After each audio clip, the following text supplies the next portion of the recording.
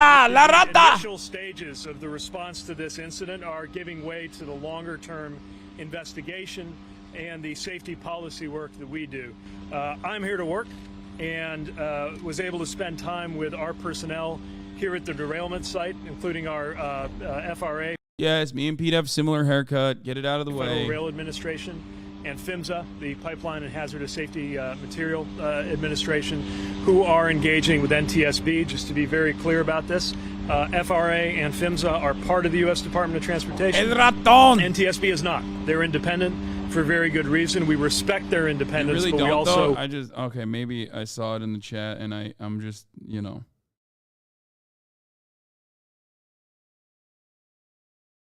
work with I'm them to insecure. make sure that we're responding to their findings and that we're supporting their fact-finding work. I was also able to spend time with a number of federal personnel, including EPA, FEMA, and others who have been doing phenomenal work from day one in order to make sure that this community is supported.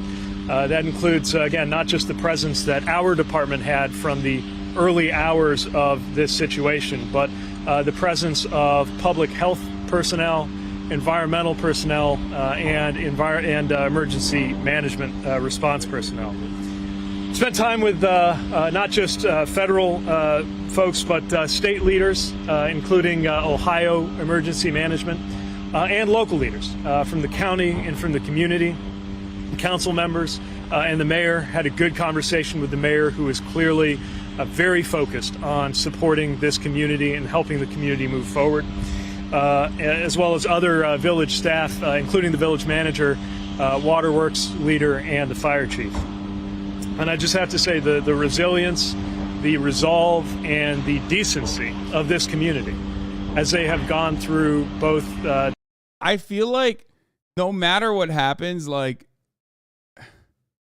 I don't know. No matter what happens, like, this is a politician thing. It's not just like a Pete Buttigieg thing. It's not like a Democrat thing. It's not a Republican thing. They just can't come across genuine.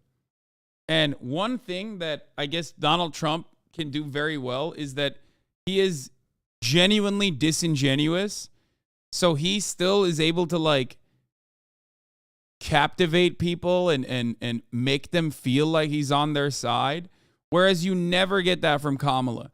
There's always like an arm's distance in all of her speeches. You never get that from Pete. Joe Biden actually, I think, does a decent job with this. Joe Biden is like an old school retail politician. So I feel like he does a very good job of like bringing you in when he talks to people directly. You know what I mean? Bernie Sanders is another person who obviously does a really good job with that too. Obama was a very good, skilled orator who was able to do that really well too. But like our new crop of Democratic Party politicians and the Republicans always are just so bad at it. Like they're just, you come onto this fucking site, you sound like a PR person, no matter what happens. You know what I mean?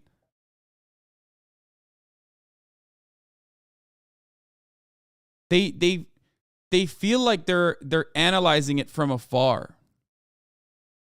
Articulate? What do you mean? No, it's actually an element of like being too articulate, if anything. Like it comes across like very robotic, cold, calculated. Like it's just it's manicured. You know what I mean? It just reeks of like, I got media training and I'm saying the right things here with the hopes that like you will hear the words and go, yeah, I agree. I understand that. It is very disconnected. So not only is that very prominent here, very ever present here, but once he stops talking about like the people that were there to help out and whatnot, and he starts talking about like the limitations he's had, you'll notice that he just starts flubbing too. This disaster's immediate impacts and the swirl of national and international and political attention that's come their way, their decency and resolve has been inspiring. Here, you want to know how fucking bad and how starving and desperate the National Democratic Party is for like a real human and not a robotic response to catastrophes? It made national news for like a week when Beto O'Rourke said, "Fuck this, I'm angry." Okay? And Beto O'Rourke is like also a goober, right? But like the one time where he was like, "Yo, fuck this shit," everyone was like, "Oh my God, like that's crazy. I can't believe he said that. He's so passionate. Like, oh my God, can you clap my ass cheeks, please, Beto O'Rourke? I want you to give me orgasms that make my calves cramp." That's a real thing that someone tweeted, by the way. Don't get mad at me. I'm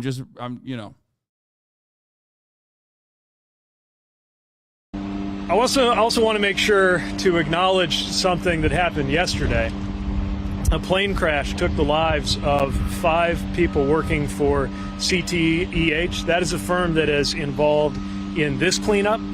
I met with some of their personnel earlier today who are mourning the loss of their friends and colleagues. I'm surprised. Some of whom were. I'm surprised conspiracies haven't been written about that. By the way, like about how that was an assassination or something. That they were going to uncover the real truth about how toxic the contamination was, or some shit like that.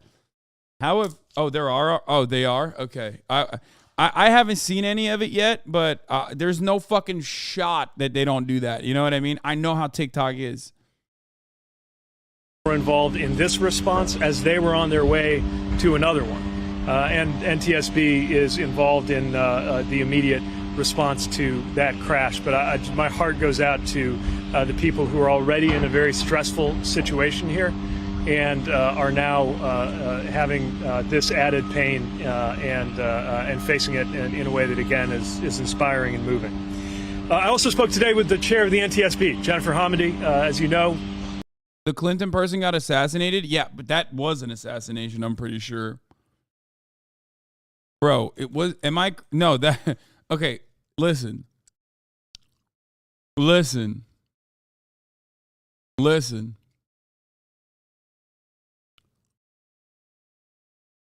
That one was suspicious. That one was suspicious. A Clinton aide with links to Jeffrey Epstein, who died by suicide last year, had no gun on the scene, according to the early reports of it. New York Post covered it, and then they were like, never mind, there actually was a gun on the scene. They found a shotgun 30 yards away. Mark Middleton, 59, who served in the Clinton White House in the 1990s, was found dead on Heifer Ranch in Perryville, Arkansas on May 2nd, 2022. Almost 1 year after Middleton's death, a police report obtained by the outlet this week revealed that the Little Rock businessman was discovered with a gunshot wound to the chest and an extension cord tying his neck to a tree. I could see the male was obviously deceased. Deputy Jeremy Lawson of Perry County Sheriff's Department wrote on his arrival at the grisly scene. Notably, Lawson's account includes that while officers located a gun case and 3 boxes of buckshot in Middleton's BMW SUV, there was no weapon in sight.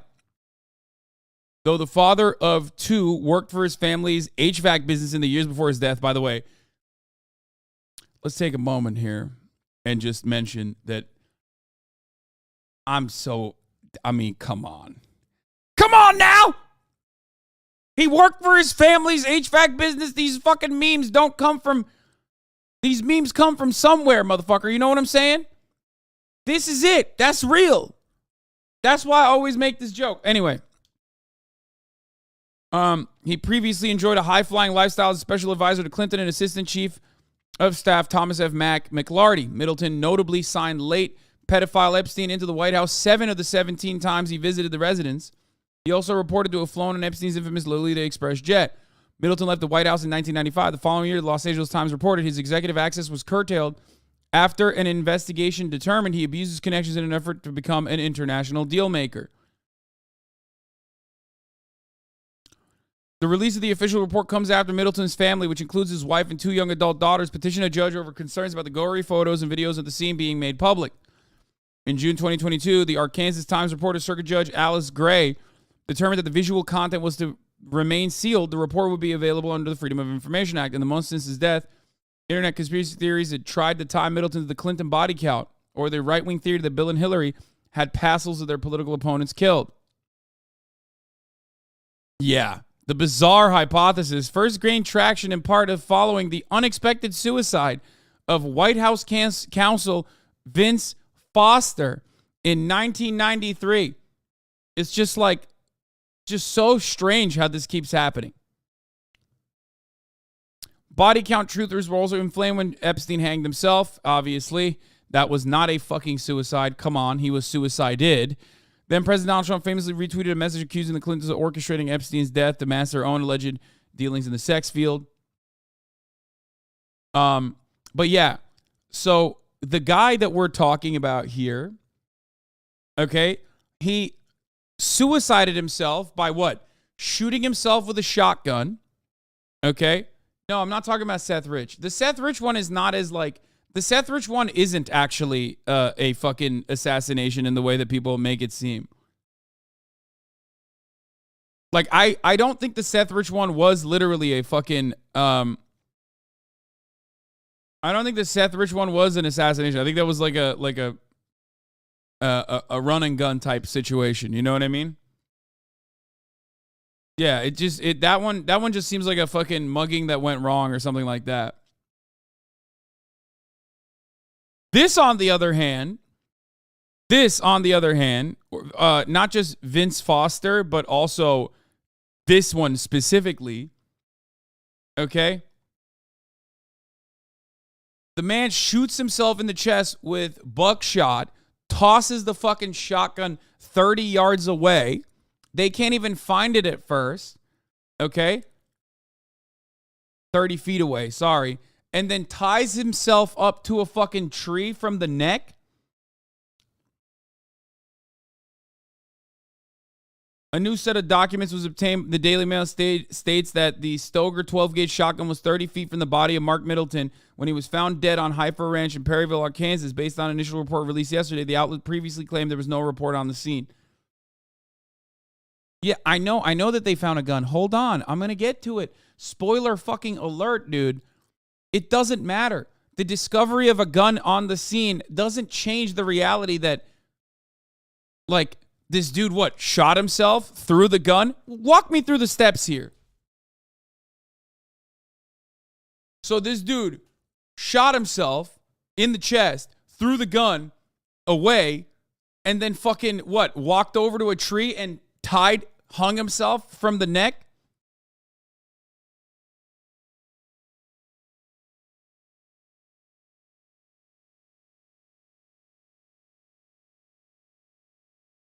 A new set of documents obtained by the Daily Mail states that the Stoger 12-gauge shotgun was 30 feet from the body of Mark Middleton when he was found dead on Heifer Ranch. Based on an initial report released yesterday, the outlet previously claimed there was no weapon on the scene. The additional papers written by Sergeant Keenan Carter also details the length that Middleton went to ensure his suicide attempt was successful by standing on a bench and tying an electrical cord around his neck before finally shooting himself in the chest. It is believed that Mr. Middleton pulled the trigger on the firearm casing to discharge it to strike him in the chest, and then he fell from the bench, causing the extension cord to become tight, cutting off his breathing. Just moments before his death, the HVAC businessman who served as a special advisor to President Bill Clinton, Assistant Chief of Staff Thomas F. Mac McLarty in the early 1990s, reportedly texted his wife that he found the perfect place for a nap in the sun. "You were a great mom and wife, babe," he allegedly wrote to Rhea, with whom he shares 2 young daughters. "Please be happy today to get some sun. It will make you feel better. I love you." Okay, that does sound a little bit more like a suicide. Let's be real. The message concluded with a heart emoji. Middleton's body was discovered that afternoon when ranch employee Ian Peters noticed that his SUV had been parked for several hours. Deputies found a gun case and 3 rounds of buckshot in Middleton's car before they came upon the body. "I ran towards her. I could see officers moving where she was. She was pointing towards the overlook, asking, 'Is that a human? Is that a body?' Carter's report states the officers determined that the gun was flung away from Middleton's body due to the recoil and angle of the ground.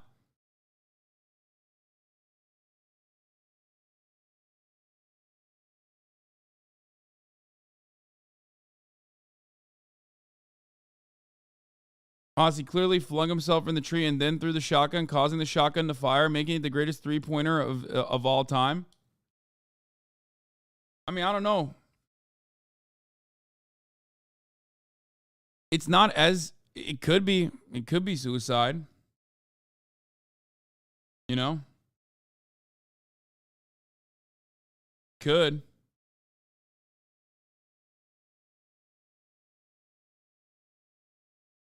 Wait, hold on.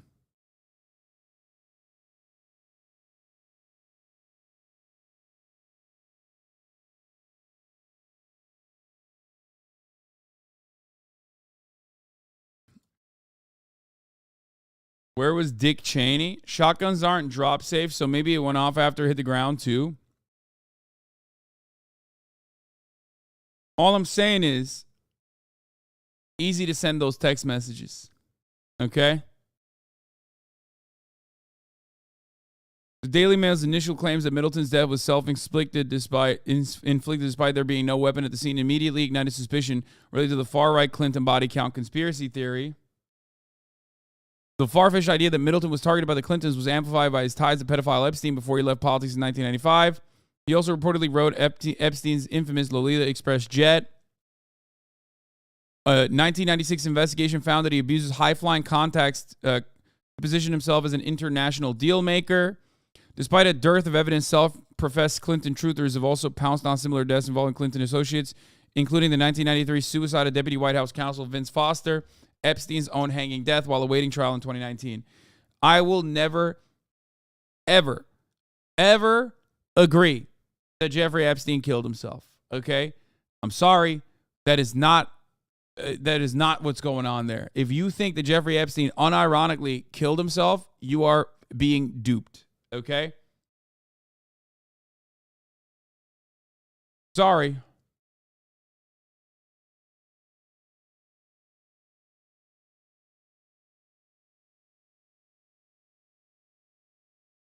Not even a little itty bitty. No. Okay? No, not even a little bit. Saying Jeffrey Epstein didn't kill himself is easy if you don't talk about who probably did kill him. Yeah, I don't know who did kill him. It could be any number of guys. He was the blackmail guy for Mossad and CIA. I'm pretty sure that, he had an entire list of people that would possibly fucking kill him. Come on. I mean, that list is deep as fuck, dude. His death was bipartisan win. Yeah, exactly. Come on, dude. Come on. I would, even if I saw video footage of Jeffrey Epstein hanging himself, okay, which, by the way, we just mysteriously don't have because the footage just, it went away. It broke right at the time when he fucking killed himself. Even if I saw video footage of him hanging himself, I still probably wouldn't believe it. But,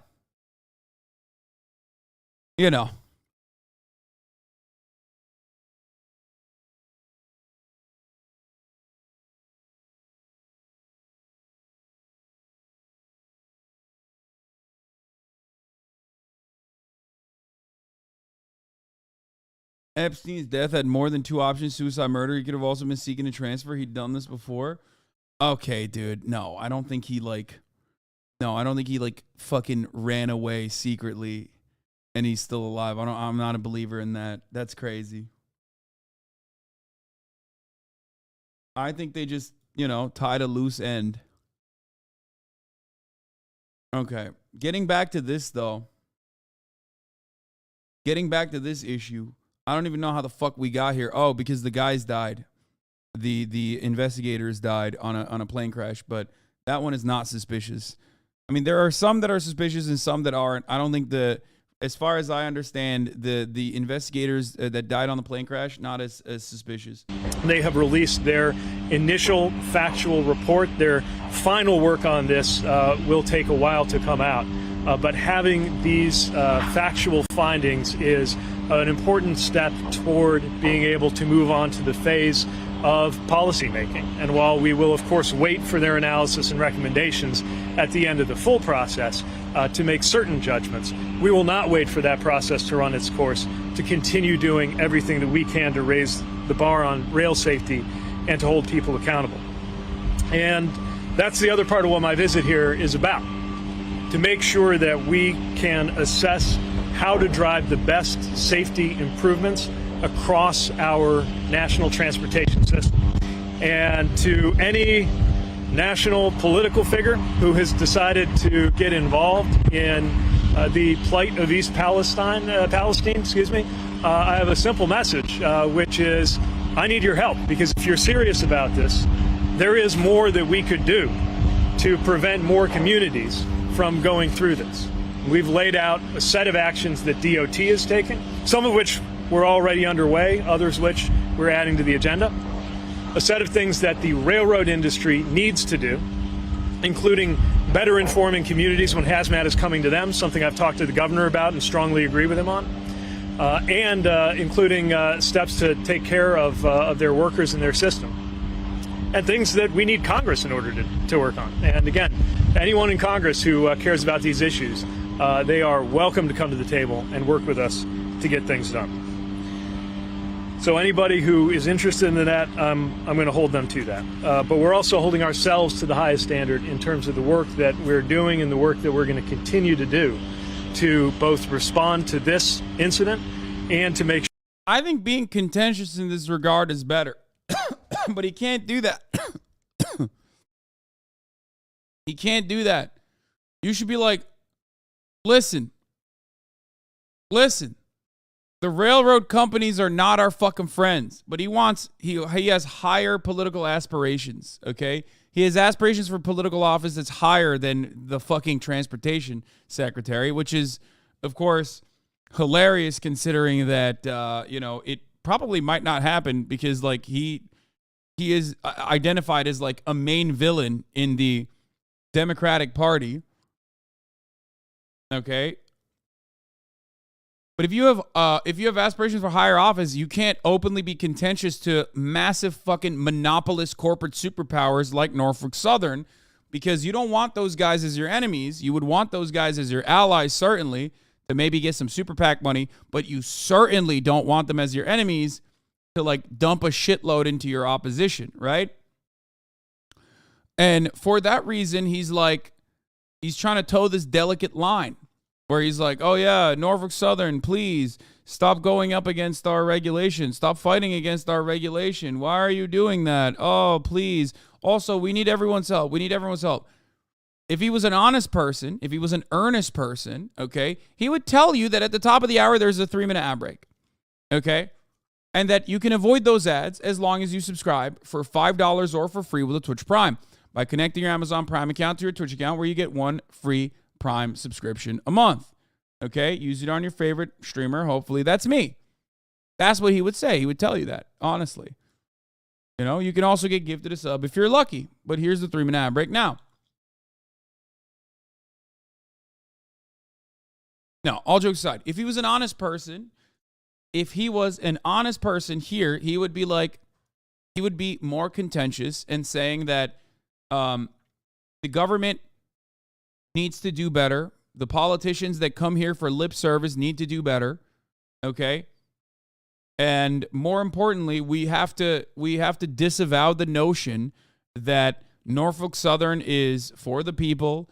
We have to stop even thinking about this. This is why we're here. We are the government and we are here to help. We are the government and our job is to do this regulation, and that regulation unfortunately fell short of what was necessary in this regard. Okay.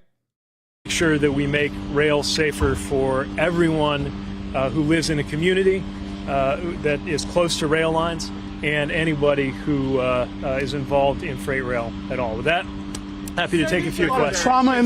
There's a lot of trauma in this community, a lot of emotion, and as you noted, a lot of politics too. Now that you've seen the wreckage and spoken to the people, was it a mistake not to come here sooner?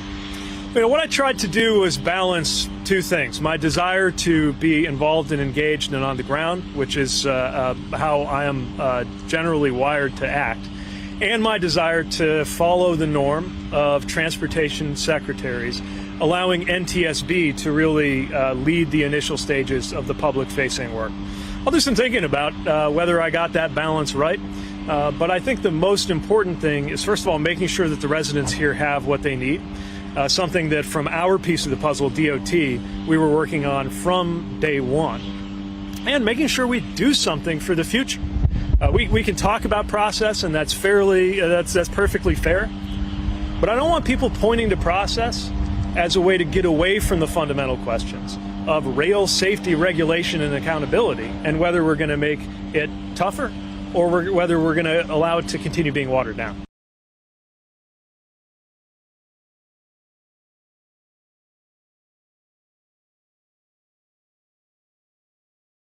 I find it funny that the first group blamed by small government libertarian types is government when private business fucks up this hard. That said, Pete dropped the ball here too from an optics perspective to an implementation one. Like I said, every single person involved in this matter fucked up.